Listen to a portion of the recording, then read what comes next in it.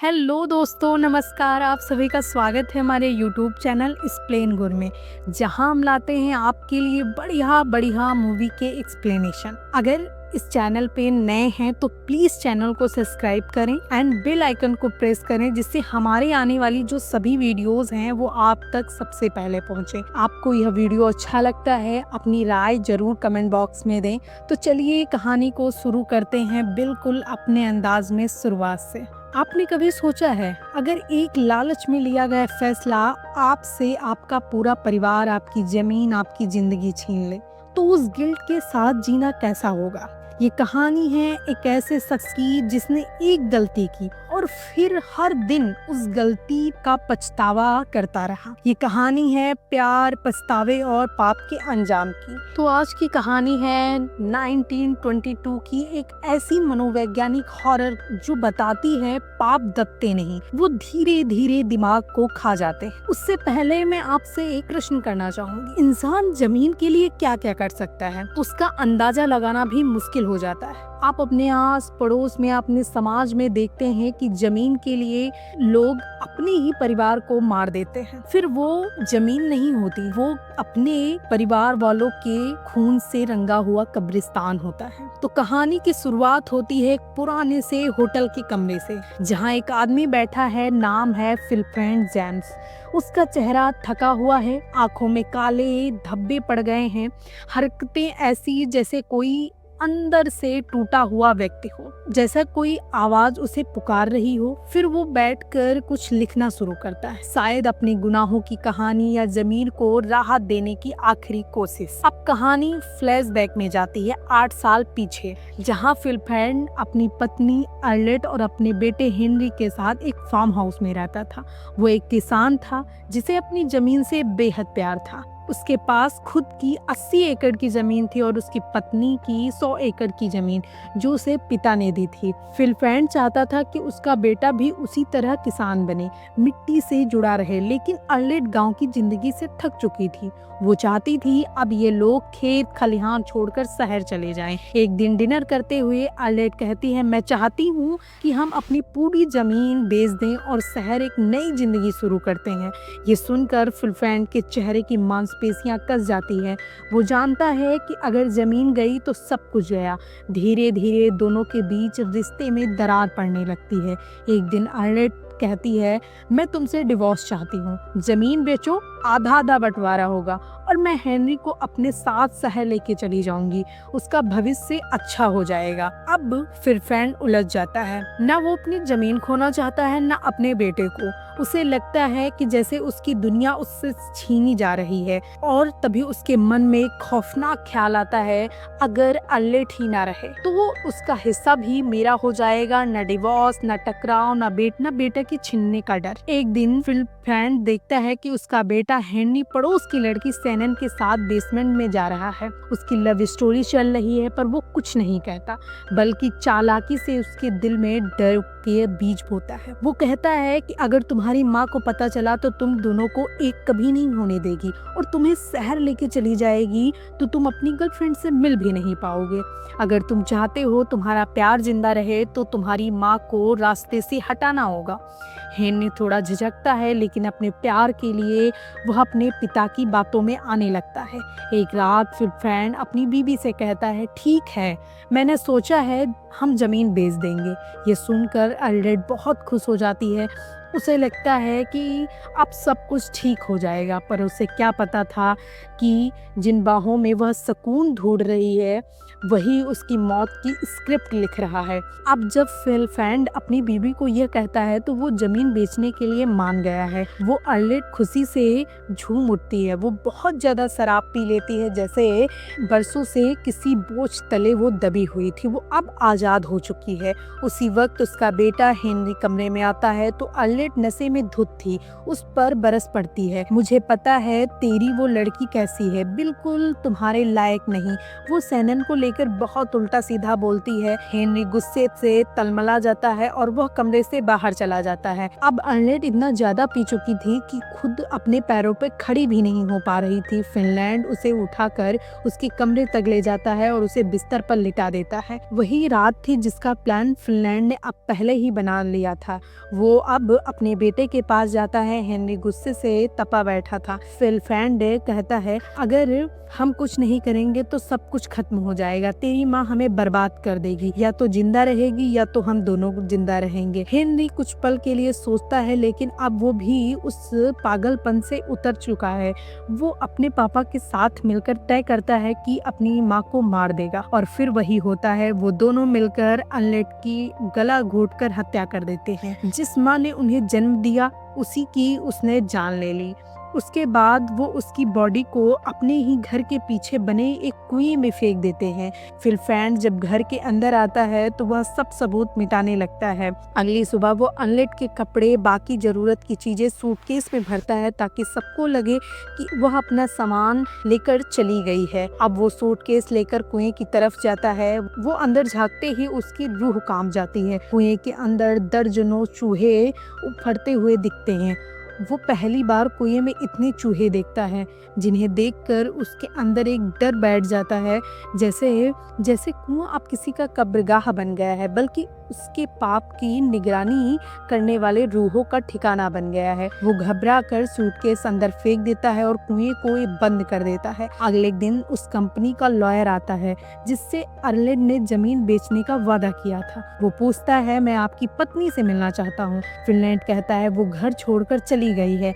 हम दोनों के बीच बहुत खास बनती नहीं थी। एक रात चुपचाप अपना सामान लेकर चली गई है। लॉयर को शक होता है। वो घर चेक करना चाहता है, लेकिन फिनलैंड उसे गुस्से से धमकाता है, अगर तुमने यहाँ कदम भी रखा तो अंजाम बुरा होगा। लॉयर कहता है, तुम्हें देख लूंगा। गुस्से से वहां चला जाता है।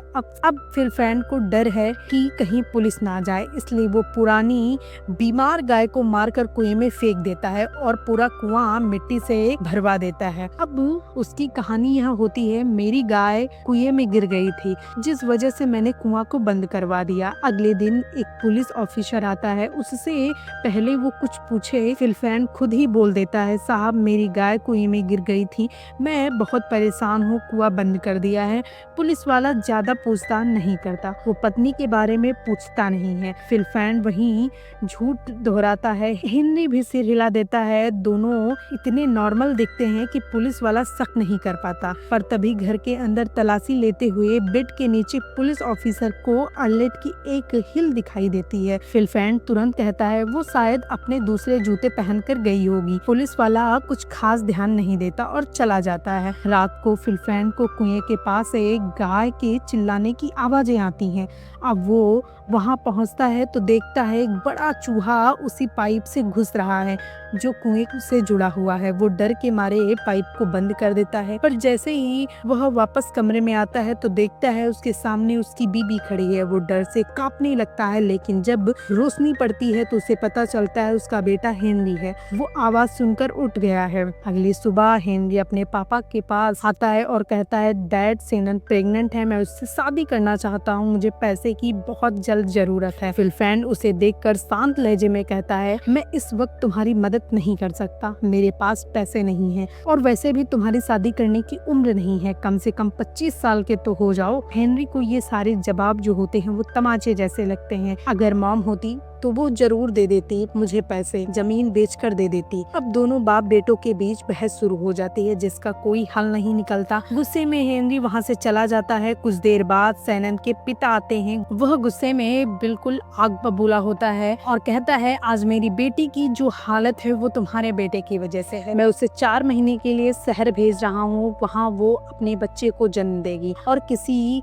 अडॉप्शन के लिए दे दिया जाएगा। का खर्च $300 है, जिसमें से 150 तुम्हारे हिस्से के हैं। पर वो खुद ही कहता है, मुझे पता है तेरे पास पैसे नहीं है, इसलिए $75 दे दे, चाहे जमीन गिरवी रखनी पड़े। जब मजबूरी में फिलफ्रेंड अगले दिन बैंक जाता है तो उसे पता चलता है उसकी जमीन को गिरवी रखकर सिर्फ $750 तक मिल सकते हैं। वो कहता है, पहले मैं अपने बेटे से बात करना चाहूँगा।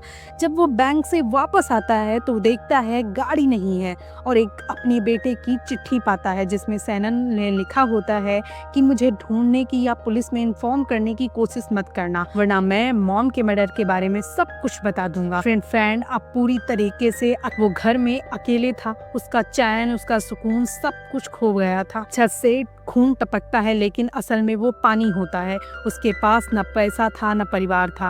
वो चाहता था बैंक से $750 का लोन लेकर वो अपने टूटे फूटे घर की मरम्मत कराएगा। वो जैसे ही पैसे लेकर घर आता है, एक बड़ा चूहा उसके हाथ में काटता है और उसे खून बहने लगता है और वह खून उसकी नोटों पे गिरता है। वह पूरी तरीके से टूट जाता है। उसके हाथ में पट्टी बंधी होती है। वो शराब के सहारे अपने दर्द को भुलाने की कोशिश करता है। कुछ दिन बीतते हैं, उसके हाथ में इन्फेक्शन बढ़ने लगता है। बाहर बर्फबारी शुरू हो जाती है। वो डॉक्टर के पास जाना चाहता है परंतु गाड़ी स्टार्ट नहीं होती। थक हार कर फिर वापस वो अपने घर चला आता है। रात में दरवाजे के बाहर देखता है कि उसकी पत्नी की आत्मा दिखाई देती है। डर के मारे वो बेसमेंट में चला जाता है। आत्मा उसका पीछा करती है, उसके साथ साथ के नीचे चली जाती है और उसके साथ तमाम सारे चूहे और अपनी बीबी की भयानक आत्मा को देखता है। अब फिर फ्रेंड थक चुका था। वो चिल्ला कर कहता है, मार दो मुझे, खत्म कर दो सब। लेकिन उसकी बीबी की आत्मा धीरे से उसके पास जाती है।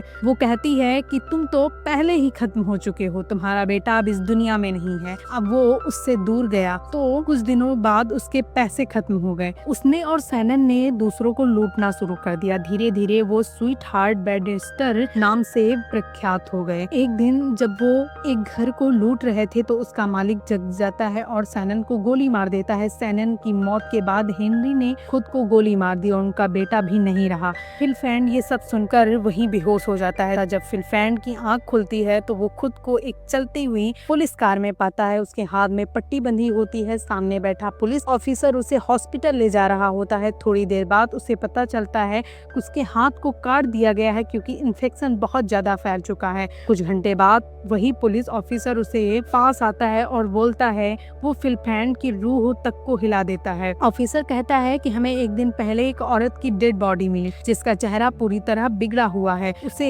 लूटा और बेहोशी में मार दिया गया है। चेहरा पहचानने में नहीं आ रहा है लेकिन वो औरत हूबहू तुम्हारी पत्नी जैसी दिखती है। इसका मतलब है तुम्हारी पत्नी अब इस दुनिया में नहीं रही। फिर वो आगे कहता है, मैं तुम्हारे घर भी आया था ये खबर देने और अब हमने तुम्हारी पत्नी के केस को बंद कर दिया है, यानी अब उसे मारने के इल्जाम में किसी को सजा नहीं मिलेगी। फिलफ्रेंड का दिल थम जाता है। उसकी पत्नी की आत्मा बार बार उसे बताती थी कि उसका बेटा मर चुका है। अब वो बात भी सच निकलती है। पुलिस उसके बेटे की बॉडी उसे हैंडओवर कर देती है। ये वही खबर थी जो शायद उसने न्यूज से पहले देखी थी। अब दिमागी हालत खराब होने की वजह से उस सच्चाई को अपनी तरह से देखा नहीं जाता। वह फिलफ्रेंड अपने बेटे का अंतिम संस्कार करता है, फिर सीधा अपनी जमीन बेचने की कोशिश करता है।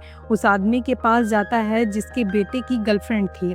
वो गुस्से से कहता है, मेरी बेटी की मौत का जिम्मेदार तेरा बेटा है और अब तू पैसे मांगने आया है मुझसे। वो उसे भगा देता है। फिलफ्रेंड खाली हाथ वापस अपने बर्बाद हो चुके घर आता है। अब वो हर कोने में चूहे देखता है, रसोई में, छत पे, बिस्तर पे, हर जगह। ये चूहे असल में उसकी गिल्ट का रूप बन चुके होते हैं। जब से उसकी पत्नी मरी है तब से उसका पीछा नहीं छोड़ती। अब उसका सारा जीवन तबाह हो चुका है। उसके बैंक से $750 का लोन लिया था, वो चुका नहीं पाता है और बैंक उसकी जमीन को नीलाम कर देती है उसके ही सामने। उसकी आंखों के सामने उसकी पूरी दुनिया उजड़ जाती है, बीबी, बेटा, घर, खेत, सब कुछ। अब उसके पास ना तो घर था ना परिवार था, इसलिए वो शहर जाता है जहाँ वो छोटी मोटी मजदूरी करता है, लेकिन गिल्ट भी उसके सीने में बैठा हुआ था। हर रात उसे चूहे नजर आते हैं, हर दिन उसकी अपनी बीबी की चीखें सुनाई देती हैं। वो रोज शराब पीता, टूट चुका था पूरी तरह से। जब कभी उसे थोड़ा होश आता तो वह उस लोगों से माफ़ी मांगने लगता जिसके घर वालों को उसके बेटे ने लूटा और मारा था। वो कहता है मैं दोषी हूँ, सिर्फ मेरा बेटा नहीं, मैं इसमें जिम्मेदार हूँ। कई साल बीत जाते हैं इसी गिल्ट में जीते हुए। अब कहानी आती है प्रेजेंट टाइम पर, जहाँ फिलिपेंट एक कन्फेक्शन लेटर लिख चुका है जिसमें अपने सारे गुनाह कबूल कर चुका है। जैसे अपनी पत्नी को उसने मारा, वो शहर जाकर सिर्फ बसना चाहती थी इसलिए उसने मार दिया। अगर हम अलग हो जाते तो हमारा बेटा किसके साथ रहता? इन सब तमाम प्रश्नों के साथ में उसका जीवन एक कड़वी सच्चाई के रूप में बदल जाता है। अब ये लिखता है कि भले ही पुलिस ने ये केस बंद कर दिया है परंतु असली गुनहगार सिर्फ मैं हूँ। तभी अचानक उसका कमरा फिर से चूहों से भर जाता है और फिर अंधेरे कमरे में धीरे धीरे निकलते हैं उसकी बीवी का भूत, उसका बेटा और उसकी बेटे की गर्लफ्रेंड। ये तीनों उसे घूरते हुए उसके पास जाते हैं और उसका बेटा कहता है पापा अब तुम्हारा वक्त आ गया है, अब इन गुनाहों के साथ में तुम ज्यादा जिंदा रह नहीं सकते। और यहीं पे ये कहानी खत्म हो जाती है। तो दोस्तों ये कहानी थी 1922 की फिल्म की एक डरावनी इमोशनल कहानी, एक ऐसी आदमी की जो अपनी गलती से सब कुछ खो देता है, बीवी, बेटा, घर, इंसानियत, सब कुछ। अगर यह मूवी आपको पसंद आई हो तो प्लीज़ चैनल को सब्सक्राइब करें, लाइक करें वीडियो को और ज़्यादा से ज़्यादा अपने दोस्तों के साथ शेयर करें। धन्यवाद।